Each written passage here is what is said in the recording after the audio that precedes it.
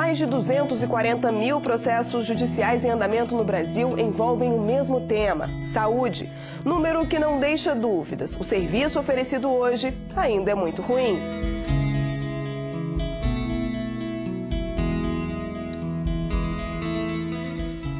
O Via Legal mostra exemplos de brasileiros obrigados a arcar com as consequências de falhas graves cometidas por profissionais e instituições de saúde. O estômago ficou reduzido a quase uma moeda do que ele fazia. Ela não bebia água há 3 anos. Água. O destaque dessa edição é a polêmica envolvendo um procedimento que trouxe alívio a muita gente, mas que também significou dor e sofrimento para famílias inteiras. Nosso programa começa agora.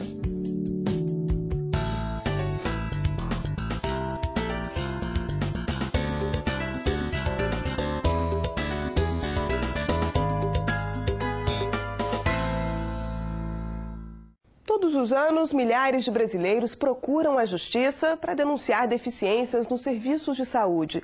Eu estou falando de negligência, erros médicos e até fatalidades. Problemas que não acontecem apenas na rede pública. O relato dessas mulheres, submetidas a um procedimento que promete curar o diabetes, é um exemplo do que você vai ver no programa de hoje. Eu não conseguia comer nada. Comia, eu vomitava. Tinha que vomitar, porque aquilo ficava aqui, ó. Meus filhos tinham que bater nas costas, até hoje é assim. Vai batendo nas minhas costas, batendo, até eu vomitar. Com de 3 em 3 horas, né? Leite com bolachinha. Dói, tem hora que eu vomito, cuspo, sabe? Mas tô tentando. Tem um mal-estar muito grande que sufoca. E ele fala que é assim mesmo, é normal, que vai passar, né? Mas a gente tá vendo que não tá normal. Insistia que era normal. Peguei o telefone e liguei pro Dr. Áureo. Falei, Dr. Áureo, pelo amor de Deus.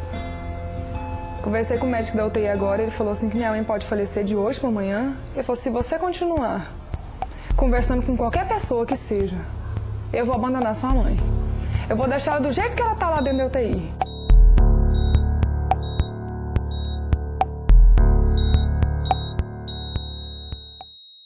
A história completa dessas vítimas que hoje depositam na justiça a esperança de botar um ponto final nesse sofrimento, você vê daqui a pouco. Agora a gente relembra o drama de uma família destruída por causa de uma sequência de erros médicos. Até hoje, os irmãos da vítima tentam garantir a punição dos responsáveis.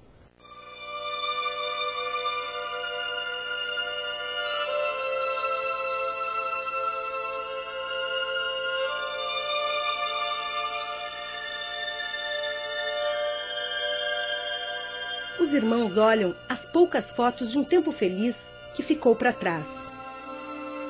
Ela era uma pessoa sadia, uma pessoa calma, alegre, caseira, realmente, né? E uma pessoa assim que não tinha maldade com ninguém.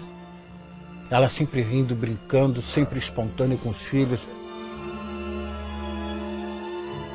Mãe de 3 meninos, com uma vida toda pela frente, Carmen Doroti Silva Pinheiro procurou um hospital de Porto Alegre que atendia pelo Sistema Público de Saúde.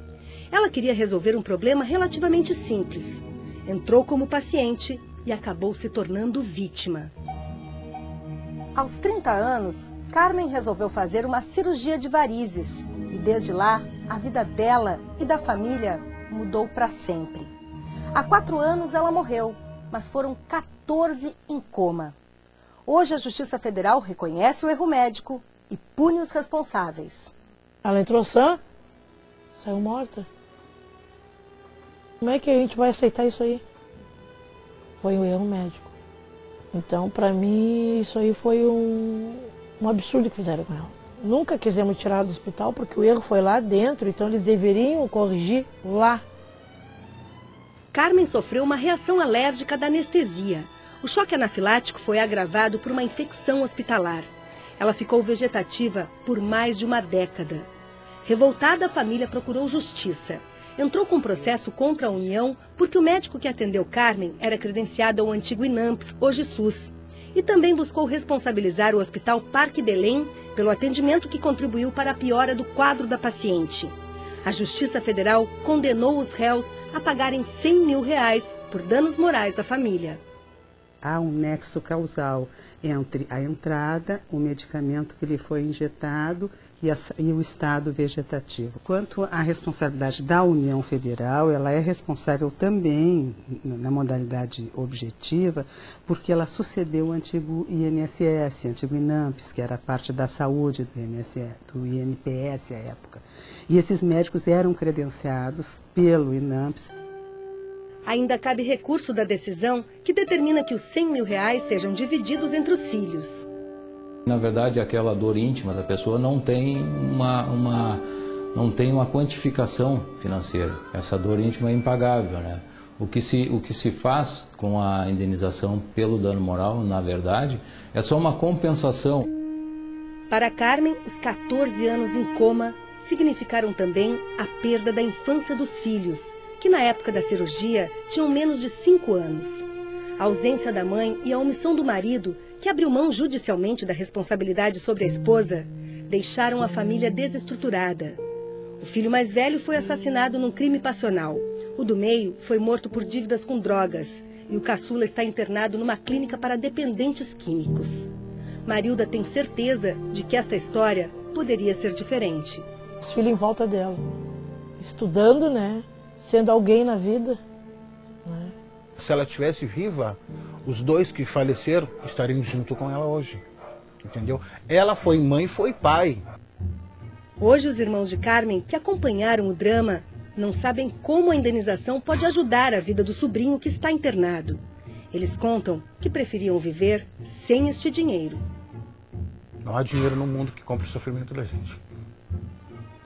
Jamais não existe dinheiro no mundo que compre a dor da gente. Não existe.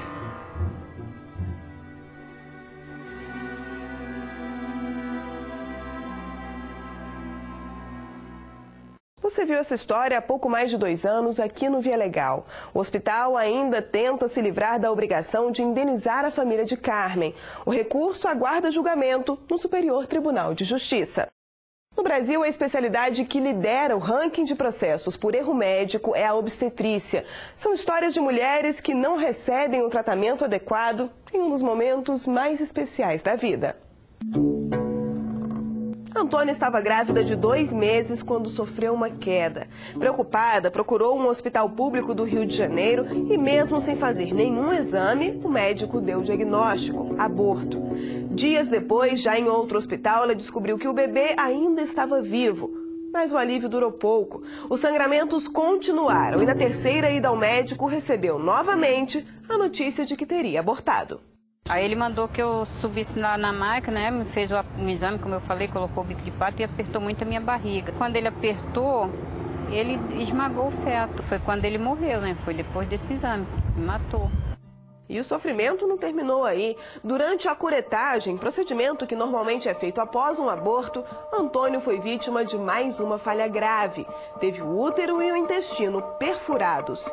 Eu tive, acho que uma parada respiratória, eu fiquei 3 ou 4 dias morta no CTI sem dar conta de nada. Depois de 5 cirurgias, ela conseguiu sobreviver e passou a fazer parte das estatísticas. No Brasil, as falhas são mais frequentes no atendimento a mulheres que procuram os hospitais durante a gravidez. No caso de Juliana, que mora no Rio Grande do Norte, a falta de cuidado ocorreu na mesa de cirurgia. Ela fez a cesariana em um centro de referência de Natal. Os sintomas de que havia algo errado não demoraram a aparecer. No outro dia senti a barriga bastante inchada, só inchando. Tive febre. Mesmo assim, ela recebeu alta. Foram 2 meses de muita dor, até Juliana procurar uma clínica particular. O exame de ressonância magnética mostrou que havia uma compressa cirúrgica como esta dentro da barriga da paciente. Um erro que poderia ter sido evitado. Em qualquer hospital, a equipe médica tem o dever de contar o material usado antes e depois dos procedimentos cirúrgicos. Nós não podemos dizer aonde foi que aconteceu, quem foi que contou as compressas, que aconteceu esse desencontro. mas no prontuário de Juliana tem escrito que as compressas estavam conferidas. O hospital admitiu a falha e a dona de casa voltou à mesa de cirurgia.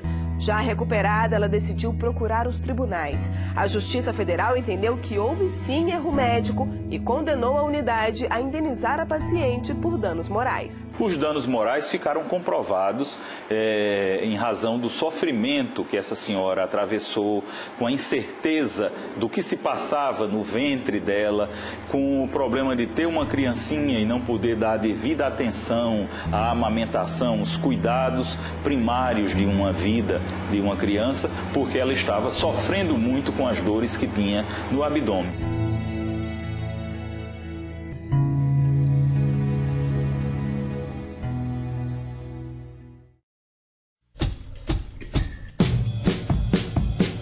Eu não conseguia comer nada. Comia, eu vomitava. Tinha que vomitar. Eu posso dizer que realmente eu tive êxito nessa cirurgia. No próximo bloco, a gente tenta entender por que o mesmo procedimento pode ter resultados tão diferentes. Pelo menos 7 pessoas morreram.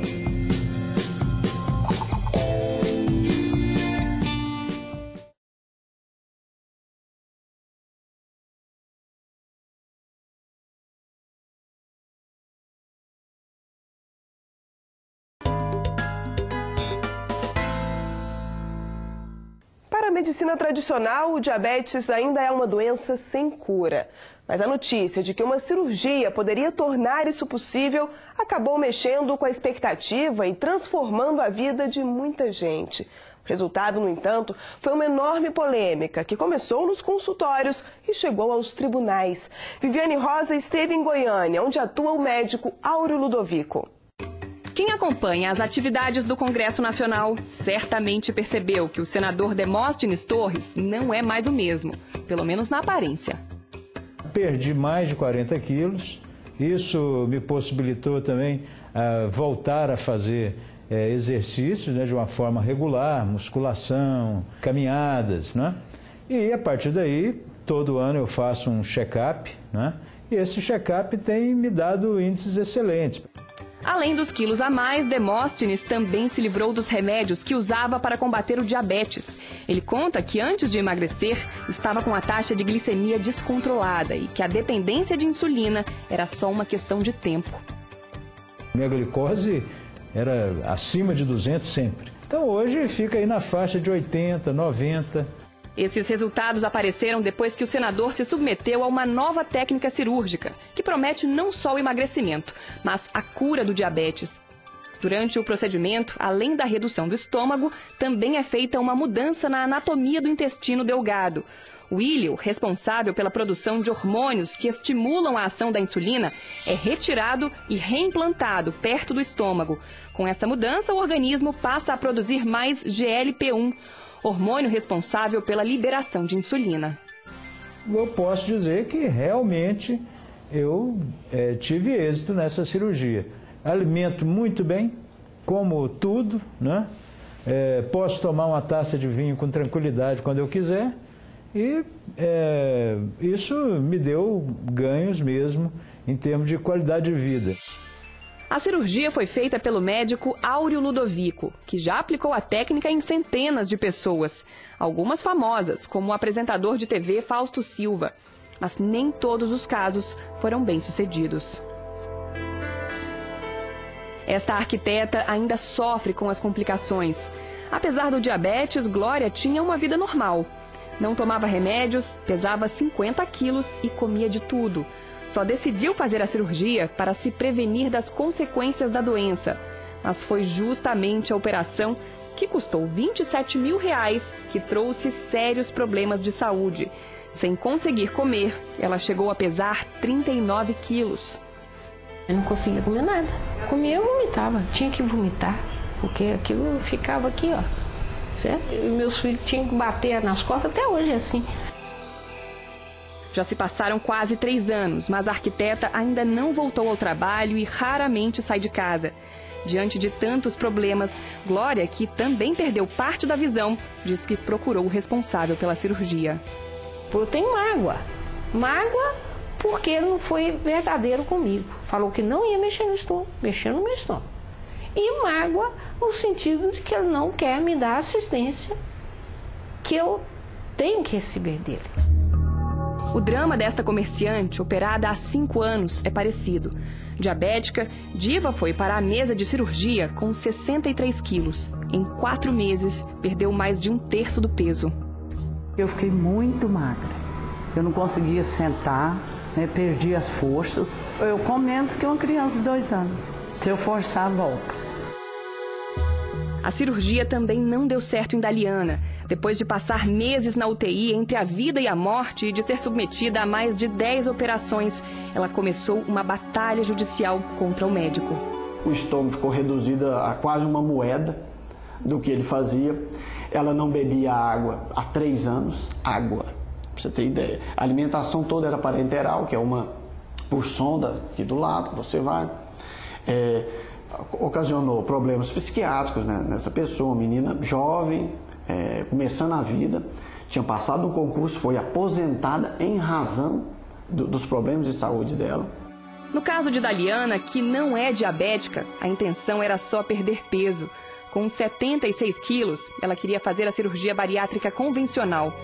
Neste vídeo postado na internet, diz que foi submetida à técnica de interposição de íleo sem saber do que se tratava. Além disso, garante que foi induzida pelo médico a engordar ainda mais. O doutor me falou que se eu pesar 100 quilos, ele resolvia meu problema definitivamente. Depois que ele me falou isso, eu passei a comer com os meus dias chegaram aos 100 quilos. Em abril de 2005, eu com 95 quilos fiz essa cirurgia. Eu operei, depois que eu operei, eu nunca mais consegui parar de vomitar. Quando o drama de Daliana ganhou as páginas dos jornais, outras 11 pessoas entraram no processo. Áureo Ludovico é acusado não de erro médico, mas de submeter pacientes a um procedimento que ainda está em estudo.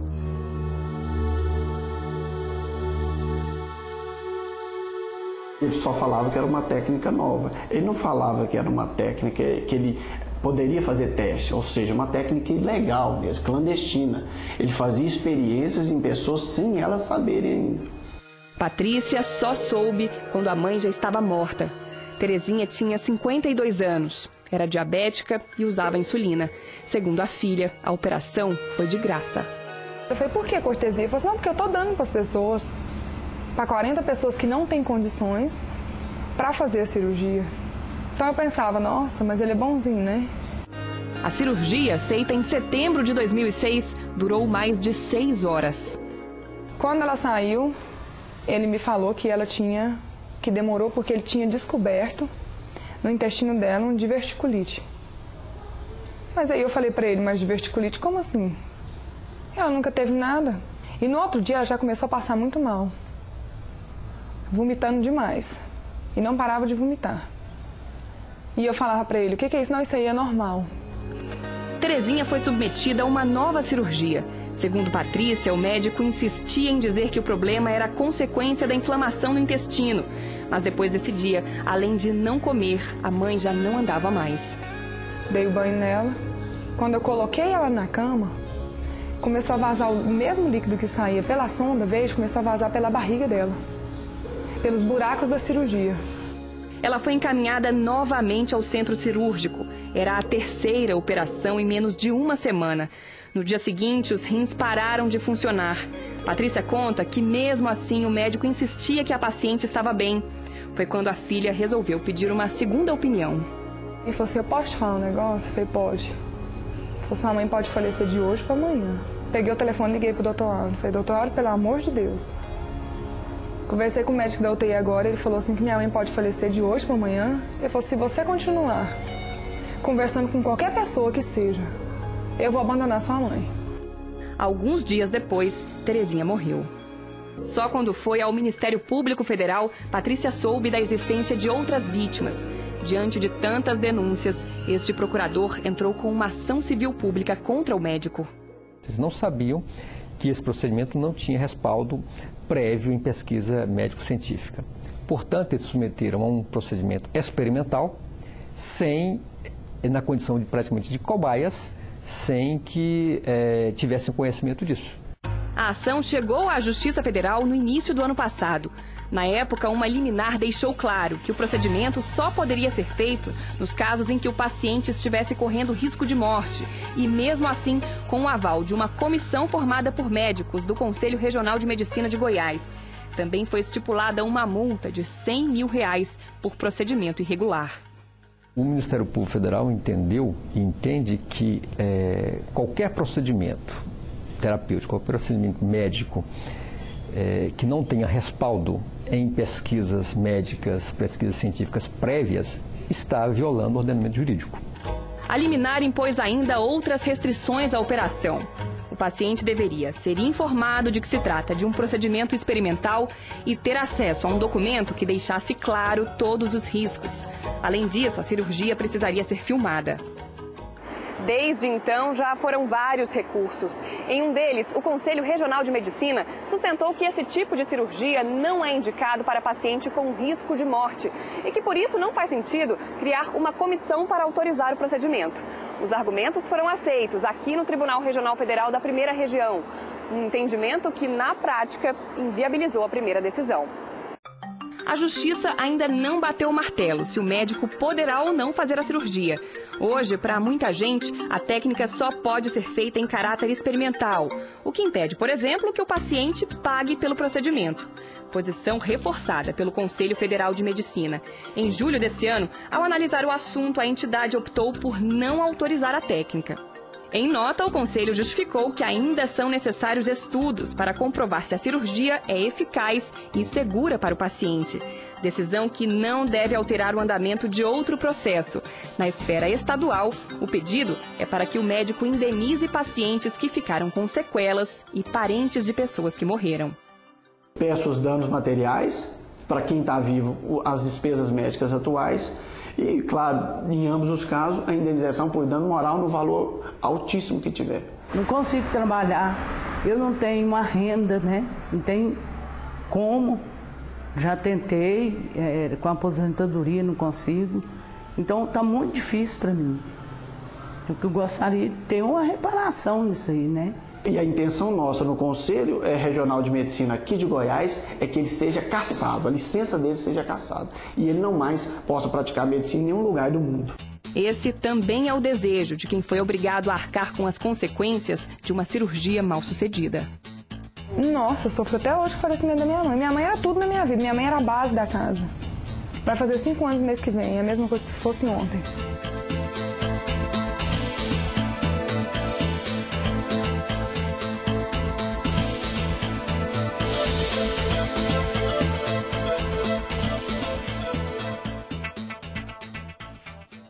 Procurado pelo Via Legal, o médico preferiu não gravar entrevista. Quem falou sobre o assunto foi um dos advogados dele. Marcelo Turbay garantiu que o procedimento não é feito desde o início da ação judicial.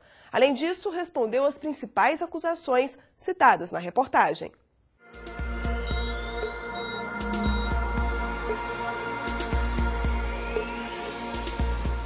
Dr. Áureo, desde o início, sempre afirmou que não é um procedimento experimental. É uma técnica cirúrgica que já foi pela primeira vez descrita em 1928, mediante uma publicação em uma revista técnica internacional. E nos últimos 80 anos, esse procedimento tem sido indicado para cerca de 60 aplicações médicas, sendo que na década de 80, especificamente, ele foi descrito por completo.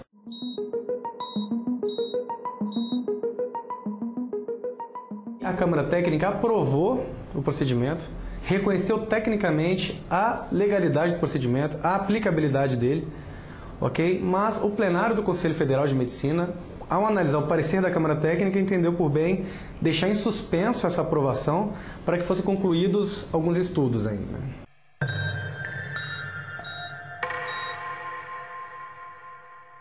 De forma alguma, até porque, na verdade, eu não sei nem te afirmar de quem ele cobrou, de quem ele não cobrou. A partir do momento, se a reportagem oferecer os nomes, ele pode levantar, caso a caso, ele tem tudo catalogado e organizado, todas as informações referentes a cada paciente. E assim, não necessariamente o fato dele não cobrar uma cirurgia implica uma experimentalidade, uma coisa não tem nada a ver com a outra, na verdade.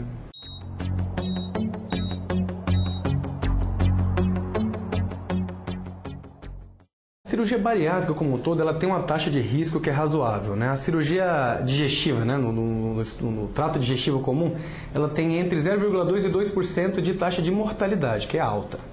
E o que é curioso é o seguinte, a interposição ileal, por mais que a cirurgia comum tenha essa taxa alta, de até 2%, a interposição ileal tem uma taxa de 0,8%. Então é uma cirurgia, 74% menos arriscada do que a cirurgia bariátrica comum.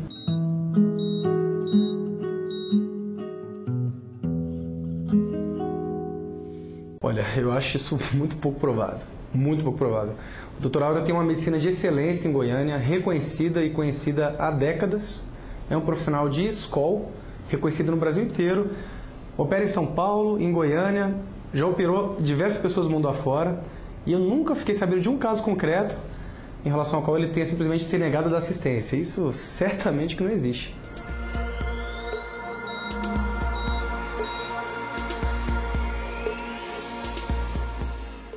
Nosso programa está terminando. Para rever as reportagens que mostramos hoje ou as edições anteriores, acesse vialegal.cjf.jus.br. Eu te encontro na semana que vem. Até lá!